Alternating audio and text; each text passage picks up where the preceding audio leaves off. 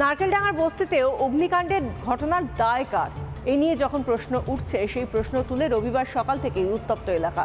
পথে নেমে নিজেদের ক্ষোভ উগরে দেন গৃহহীন বাসিন্দারা। কাউন্সিলর সচিন সিং এর বিরুদ্ধে চোর স্লোগান তোলেন গৃহহীনরা। স্থানীয় বাসিন্দাদের সঙ্গে হাতাহাতিতে জড়ান কাউন্সিলরের অনুগামীরা। পরে পুলিশ এসে পরিস্থিতি সামাল দেয়।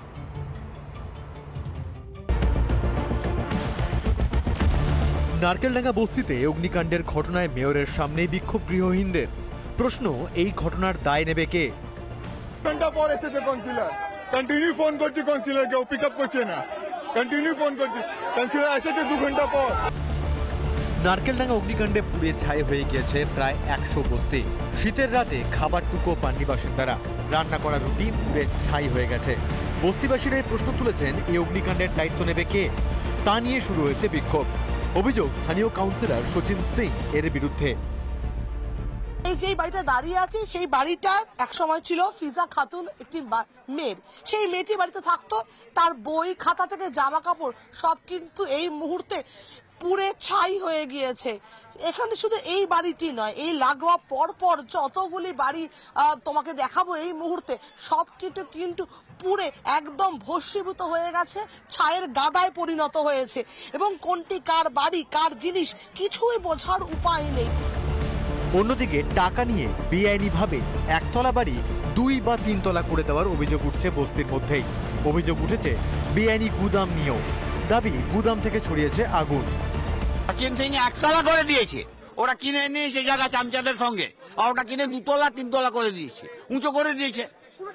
হ্যাঁ, বেআইনি ভাবে উঁচু করে, সবই তো বেআইনি ভাবে দিয়ে দেখুন না, 2 তলা 3 তলা করে রেখেছে বাড়ি।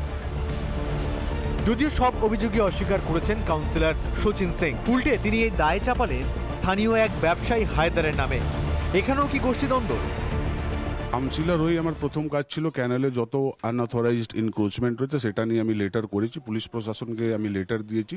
প্রথমে আমি নিজে থেকে এটা সরাতে চেয়েছিলাম, কিন্তু এখানে এই হায়দার নওয়াজের মতন ছেলেরাই আমার বিরোধিতা শুরু করে।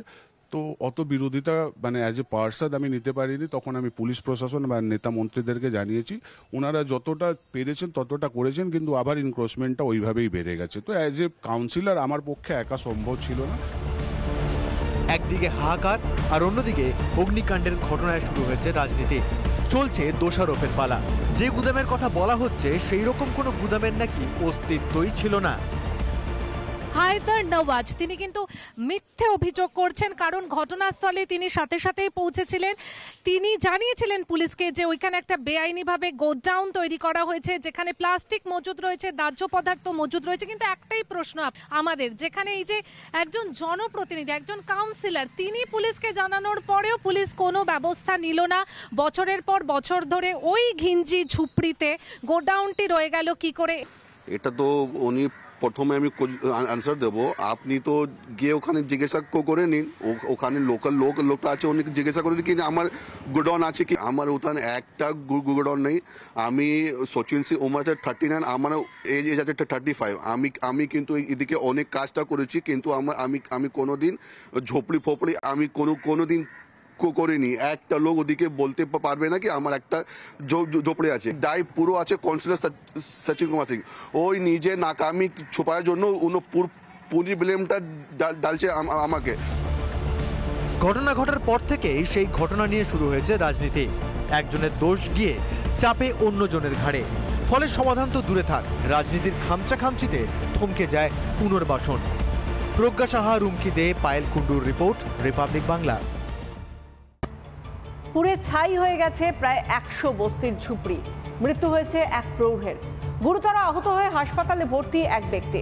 নারকেলডাঙ্গার খালপাড় এখন যেন যুদ্ধবিধ্বস্তের চেহারা নিয়ে দাঁড়িয়ে রয়েছে। সর্বস্ব হারিয়ে প্রাণপণে বাঁচার চেষ্টায় ছাদ হারানো মানুষগুলো। শনিবার রাতের অগ্নিকাণ্ডটি কি থেকে তা জানতে ঘটনাস্থলে ফরেন্সিক দল।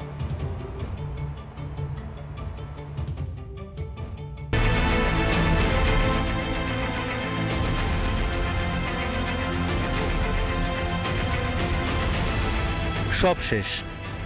কষ্ট করে রোজগার করা সঞ্চিত অর্থ থেকে শুরু করে জামা কাপড় সবই এখন ছাই।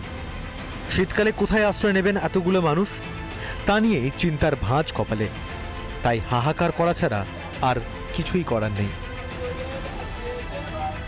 রাত্রে খাবার জন্য মানুষগুলো শীতের রাতে খাবার তৈরি করার জন্য রুটিগুলো রেখেছিল, কিন্তু সেই রুটি আপনাদের কালকে অন্ন হিসেবে পেটে যেতে পারলো না। তার আগে সমস্ত রুটি পুড়ে ছাই। নিজে এমনি বেঁচেছি, বাস আর আমি ওরা কিছু বের করিনি, টাকা পয়সা পুরা এটিএম পুরা পুরুপ আমাদের ডকুমেন্টস সব পুড়ে গেছে, সব একটা সুইট টাকা আমরা বের করিনি। জিন্দগি তো বাঁচাতে হবে, জিন্দগি বাঁচাতে হবে, কিছু করার নাই। ছোট ছোট ভাই বোন আছে, আমাদের পালাতে হবে। এসে সেবা কিছু করতে পারিনি আমরা, সব পড়ে গেছে, সব পড়ে গেছে। এদিকে নারকেলডাঙ্গা বস্তিতে অগ্নিকাণ্ড কিভাবে তা জানতেই ঘটনাস্থলে পৌঁছায় ফরেনসিক দল। সংগ্রহ করা হয়েছে নমুনা। আগুন মধ্যে আমি জল মারছি তো আগুন এগিয়ে যাচ্ছে, মনে হয় কোন রকমের মেডিসিন ওর মধ্যে ছিল, না কেমিক্যাল ছিল, কোন রকম কেমিক্যাল ডালা হয়েছিল। দমকলকে নিয়ে একটা ক্ষোভ স্থানীয় বাসিন্দাদের। তারা বারবার বলছেন যে দমকল দেরি করে এসেছে। আগুনের তীব্রতা এতটাই ছিল যে তারা নিজেরা জল দিয়ে নেভানোর সময়টুকু পর্যন্ত পাননি। দাউ দাউ করে ধরে যায় এই গোটা বস্তি। যদি দমকল সময় আসতো তাহলে হয়তো তাদের কিছু বাড়ি বেঁচে যেত। এদিকে নারকেলডাঙ্গায় অগ্নিকাণ্ডের পরেই ঘটনাস্থলে আসেন মেয়র ফিরহাদ হাকিম। তাকে ঘিরে শুরু হয় বিক্ষোভ। বাস্তবে আইন অনুযায়ী গরিব মানুষের ক্ষতিগ্রস্ত পড়ে গেলে যেটা কম্পেনসেশন সেটা পাবে। আর আমরা চেষ্টা করব যে যদি ইরিগেশন দেয়, যেহেতু এগুলো 50 বছর ধরে রয়েছে এদের যদি অন্য কোথাও আর বাসস্থান না থাকে, তাহলে আমরা এটা যদি ইরিগেশন পারমিশন দেয় তাহলে বাংলার বাড়ি আমরা মানে করা যেতে পারে। এদিকে অগ্নিকাণ্ডের ঘটনায় মৃত্যু হয়েছে এক ব্যক্তির, গুরুতর আহত এক। কেন বারবার আগুন, আর কেনই বা আগুন নিয়ে রাজনীতি? প্রত্যেক কটা ঝুবড়ি ওখানকার রোহিঙ্গা মুসলমানদের নিয়ে এসে বসানো হয়েছে। ওখানকার কোনো আদিবাসিন্দা নয় তারা, হ্যাঁ বেশিরভাগ নয়, প্রায় 80% ওখানকার রোহিঙ্গা মুসলমান যারা অন্য দেশ থেকে আমাদের দেশে এসছে। তাদেরকে 2.5 লাখ 3 লাখ টাকা নিয়ে তাদের টিনের সেট করে রাস্তার ওপরে ইরিগেশনের জায়গা দখল করে সেখানে বস্তি বানিয়ে দিয়েছে, এবং ওই বস্তিতে প্রতি 1 বছর 6 মাস অন্তর অন্তরই আগুন লাগে। পর পর শহরের বস্তিতে আগুন লাগার ঘটনায় উদ্বেগ বাড়ছে। এর আগে গত 9 জানুয়ারি ডায়মন্ড হারবারের রোডের ধারে ঝুপড়িতে আগুন লাগে। গত বছরের 21শে ডিসেম্বর দুর্গাপুর সেতুর নিচের বস্তিতে অগ্নিকাণ্ড। তবে নারকেলডাঙ্গায় দমকল দ্রুত ব্যবস্থা নিলে এই পরিস্থিতি হতো না, আক্ষেপ স্থানীয়দের। রিপাবলিক বাংলা। নানা ধরনের কন্টেন্ট দেখার জন্য লাইক করুন, শেয়ার করুন আমাদের ফেসবুক পেজ, সাবস্ক্রাইব করুন আমাদের ইউটিউব চ্যানেল। পাশাপাশি অন্যান্য ব্রেকিং নিউজের জন্য অবশ্যই চোখ রাখুন রিপাবলিক বাংলায়।